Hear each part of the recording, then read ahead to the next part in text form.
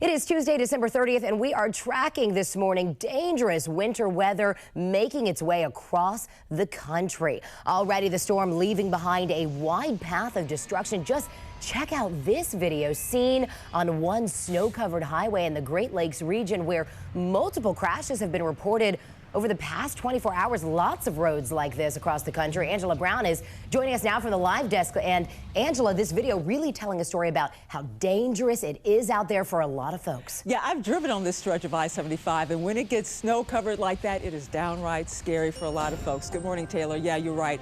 In fact, things are so dangerous. Let's take you to Minnesota, where the governor is calling in the National Guard. His office says the National Guard will provide personnel, equipment, and also facilities to help the state respond to crisis. Now, a powerful winter storm is bringing snow and also hurricane forces winds to states like Michigan, Pennsylvania, and New York. I want you to take a look at what they're seeing out here. This is on I-75, which is in Detroit, of course, my home city. Now, I've driven down this highway when it's packed with snow, and it can be very dangerous. You can see what happened right back here. They're cleaning up after a 50-car pileup on 75. Now, police say, fortunately, there were no injuries, and it took them about 5 hours to get that freeway back open. All of this is coming as travelers are heading out. In fact, my sister is driving from Detroit to D.C. People are hitting the roads, folks, for New Year's Eve. We're trying to beat it. I don't want to be driving through that. Drive slower.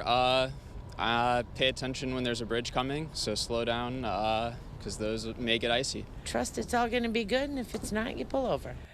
Pull over. That's some good advice. Now, we mentioned some states are dealing with some power outages, including, of course, the state of Michigan, where we're finding the bulk of the power outages this morning, where this morning they're dealing with around 47 outages. That number has stayed steady throughout the last couple of hours. Now, the storm is now moving towards the East Coast.